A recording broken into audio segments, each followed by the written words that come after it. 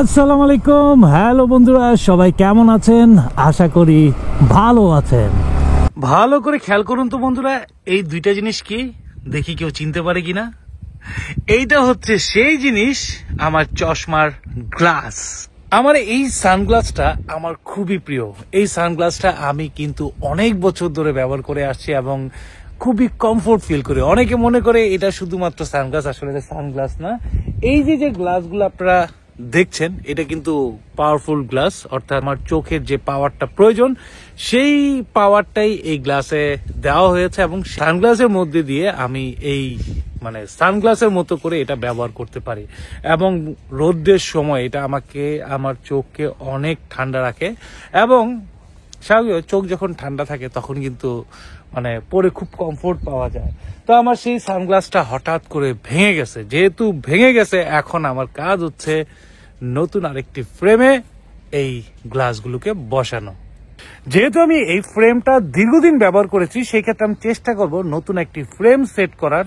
আর যদি নতুন কোনো ফ্রেম না পাই তাহলে কি আর করা, সেই পুরনো ফ্রেমটাকেই খোঁজার চেষ্টা করব। মোট কথা, যেহেতু আমার এই গ্লাসে পাওয়ার দেওয়া, সেই ক্ষেত্রে আমাকে এই গ্লাসটা জন্য একটি সুন্দর ফ্রেম এনিহাউ খুঁজে বের করতেই হবে এবং এটাই ইউজ করতে হবে।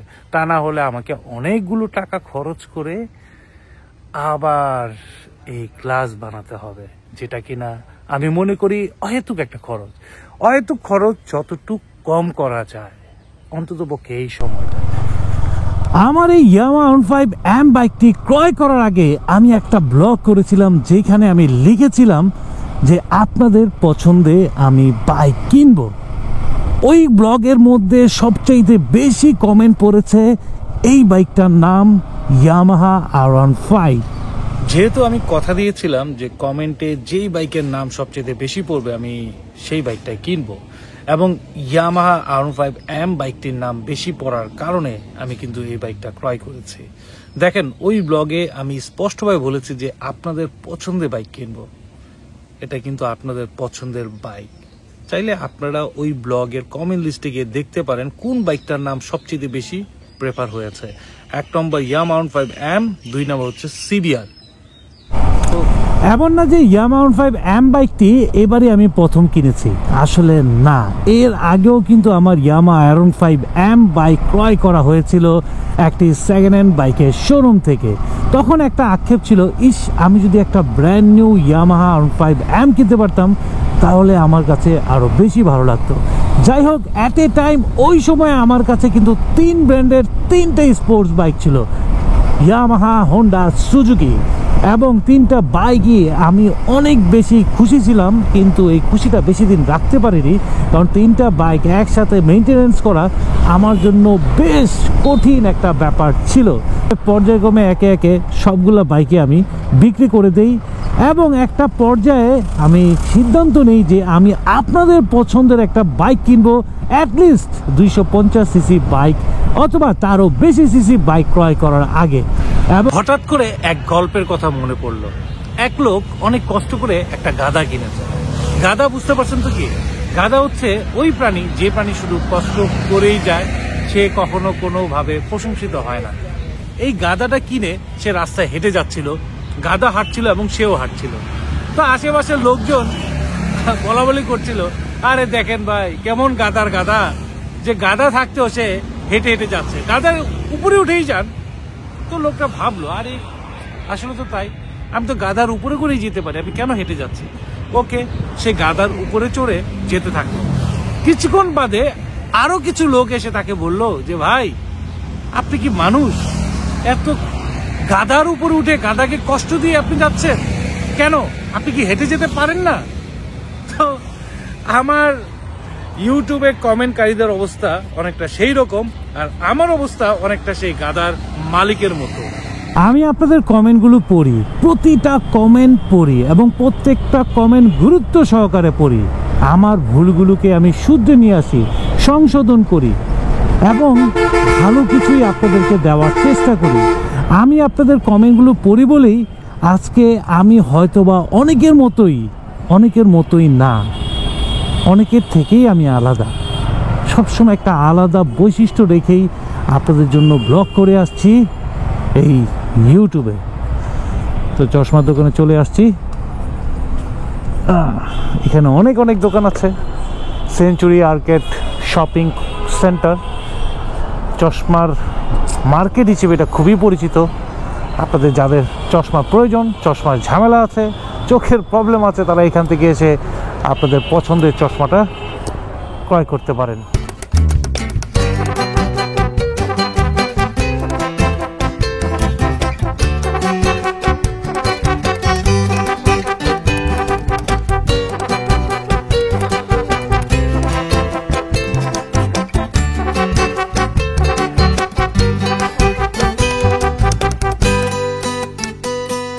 এটা টিকবে তো? এটা টিকবে তো ভাই? টিকবে তো? ওয়ারেন্টি আছে? 40,000 টাকার চশমাতেও তারা ওয়ারেন্টি দেয় না। তো এখানে আমি 400 টাকা দিয়ে কি ওয়ারেন্টি? ওকে, ঠিক আছে ভাই। আর টিকবে তো আপনি বলেন? ওকে ওকে। আগেরটা কিন্তু ভেঙে গেছে, 7 বছর ব্যবহার করার পর ফ্রেমটা ভেঙে গেছে। 7 মাসের বেশি লাগলো। কেমন লাগলো আমার চশমা? Brand new Prada. এখন এই প্রাডা মেড ইন ইতালি, এইটাকে যে প্রাডা অরিজিনাল প্রাডা ভেবে, মেড ইন ইতালি ভেবে চিন্তা করবে, সে আসলে প্রাডা সে আসলে পাডা। ইনশাল্লাহ এমন একদিন আসবে, সবাই দোয়া করবেন আমি যেন অরিজিনাল প্রাডা ব্র্যান্ডের চশমা ক্রয় করতে পারি। আবার পাডা ব্র্যান্ডের চশমার জন্য দোয়া করেন না। ইয়ামাহা বাইক ক্রয় করার পর আমি খেয়াল করলাম অনেকের কাছে মনে হচ্ছে যে আমি ইয়ামাহার সাথে কোনোভাবে যুক্ত হয়েছি। ভাই, ওয়ার্ল্ড ক্লাস ব্র্যান্ড ইয়ামাহা আর বাংলাদেশে নিয়ে আসছে এশিয়ার মতো একটা কোম্পানি, এদের সাথে যদি যুক্ত হতে পারি এইখানে খারাপ কি? সত্যি যদি আমি যুক্ত হতাম তাহলে আপনাদেরকে শেয়ার করতে আমার সমস্যাটা কোথায়? আপনারা কি খুশি হবেন না? আপনাদের চকলেট বাইকার একটি ভালো ব্র্যান্ডের সাথে যুক্ত হয়েছে। হ্যাঁ, হতে পারে অনেকের অনেক তিক্ততা রয়েছে, খারাপ লাগা রয়েছে, কিন্তু অনেকের ভালো লাগাও রয়েছে। সবার যে ভালো লাগা খারাপ লাগা এক না। কারো হোন্ডা পছন্দ তো কারো ইয়ামাহা পছন্দ, কারো সুজুকি পছন্দ, কারো বাজাজ পছন্দ। পছন্দের তালিকা কি ভাই সবার এক না। যেখানে ভিন্ন ভিন্ন মানুষের ভিন্ন ভিন্ন মত, সেখানে একমতের মানুষদের কথা শুনে অনেকেই কিন্তু আমাকে এই ব্র্যান্ডের ব্রোকার বানিয়ে ফেলেছেন। ব্রোকার। সোশ্যাল মিডিয়া কাজ করলে হেটার্স থাকবেই। আপনি সবাইকে সমানভাবে ভালো লাগা দিতে পারবেন না। আপনার প্রতিটা কাজে কারো ভালো লাগবে, কারো খারাপ লাগবে, এটাই হচ্ছে বাস্তবতা, এটাই হচ্ছে নিয়ম। কেউ এই পৃথিবীর নিয়মের ঊর্ধ্বে নয়। তো আমাকে কিছু মানুষ ভালোবাসবে, আবার কিছু মানুষ তারা হিংসা করবে, তাদের খারাপ লাগবে। তা আমি তো আসলে ফেরেশতা না, আমি একজন সিম্পল মানুষ। আমার প্রতি মানুষের ভালো লাগা যেমন ভালোবাসার শব্দ আকারে রূপ দিবে, আবার ঠিক মানুষের খারাপ লাগা কিছু অকথ্য ভাষায়ও রূপ নেয়। এই তো কিছুদিন আগে আমার ছেলেটা অসুস্থ হয়েছিল, আমার ছোট ছেলে গুল্লু বাবু। ওর অসুস্থতার জন্য আমি পাগল ছিলাম, হাসপাতালে দৌড়ি। আমার তো ভাই অনেক ফ্যান ফলোয়ার, আপনারা তো অনেকেই অনেক ভালোবাসেন। কয়জন আসছিলেন আমার ছেলেটাকে দেখতে? অনেকে তো অনেক বড় কথা বলেছেন যে ভাই আপনাকে তো অনেক ভালোবাসি, বকর কত কথা। অনেকে তো পথে দেখা হলে ভালোবাসা যেন কি বলবো আচার খেয়ে পড়ে আমার উপর। কই, আপনাদের কাউরই তো দেখা মিলেনি। তো সেই সময়টায় ইয়ামাহা এসিআই তারা আমার ছেলের জন্য ফল পাঠিয়েছিল, জাস্ট আমার ছেলেটা অসুস্থ, তার সুস্থতা কামনা করে। সেই ছবিটা আমি পোস্ট করেছিলাম যে বাইকারদের প্রতি ভালোবাসার এক দৃষ্টান্ত স্বরূপ। সেখানেও অনেকের নেগেটিভ কমেন্ট পড়েছিল, কিছু লজ্জার। আপনি কয়জনকে ভালোবাসেন? আমি আমার হেটার্সকেই বলছি, আপনি কয়জনকে ভালোবাসেন? আপনি কি ভালোবাসতে পারেন?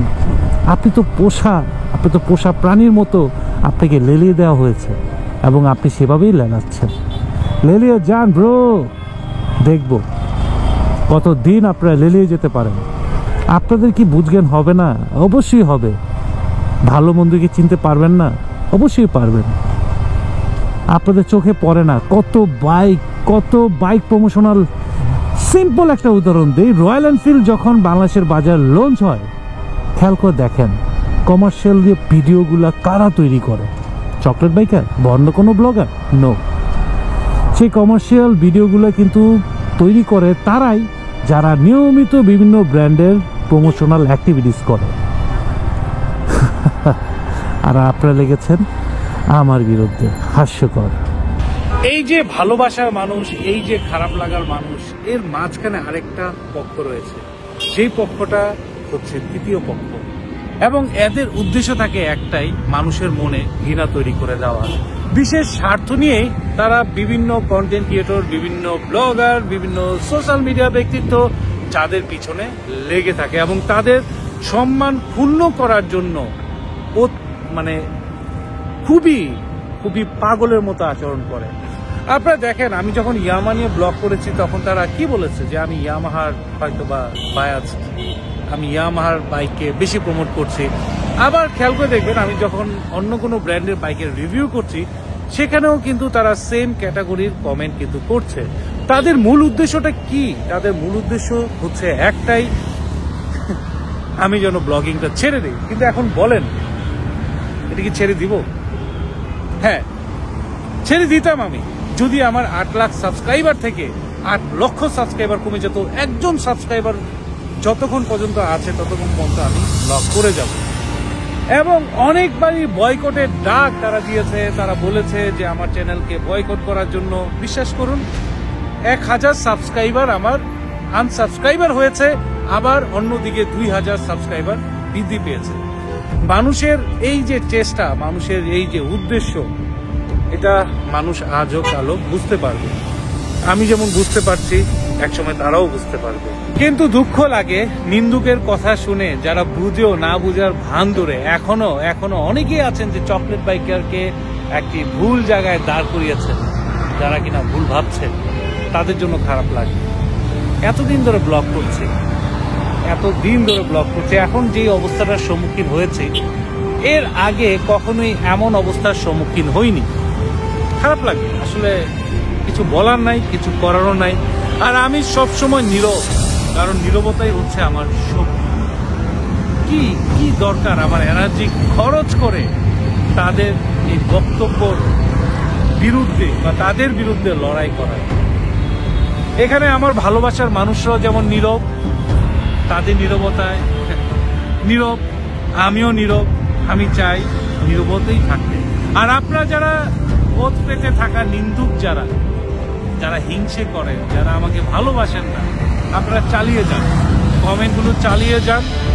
আপনাদের যত বেশি কমেন্ট হবে আসলে আমার উপকারই হবে, আমার কোনো ক্ষতি নাই। আমি এখানে পেতে আসি নাই, আমি আপনাদেরকে দিতে আসছি। সো আমার ক্ষতি কি? সবসময় চেয়েছি আপনাদেরকে ভালো ব্লগ দেওয়ার, জীবনমুখী ব্লগ দেওয়ার, যেখানে বাস্তব জীবনের চিত্রটাই আপনাদেরকে তুলে ধরার চেষ্টা করছি, যেখানে কোনো শো অফ নাই, সুন্দর স্বাভাবিক একটি জীবন দেখিয়েছি, ভালো কিছু দেখিয়েছি, ভালো কিছুর অভ্যাস করানোর চেষ্টা করেছি, হেলমেট পরিধানের চেষ্টা করেছি, অনেক অনেক অনেক কাজ করেছি এবং অনেক ভালো কাজ করে যাচ্ছি। হয়তোবা আমার ভালো কাজগুলোই এখন আমার জন্য কাল হয়ে দাঁড়িয়েছে। অসম্ভব, কোনো কাল হয়ে দাঁড়াদাঁড়ি নাই। আমি যেমন আছি তেমনই থাকবো। আমি চকলেট বাইকার যেভাবে ব্লগ করছি সেভাবেই ব্লগ করছি। বন্ধুরা, এখানেই আজকের ব্লগটি শেষ করছি। এখনো যারা আমার চ্যানেলকে সাবস্ক্রাইব করেনি, এখনই সাবস্ক্রাইব করুন এবং পাশে থাকা বেল বাটনটি প্রেস করুন। সবাইকে হৃদয়ের অন্তঃস্থল থেকে জানাই সেলো।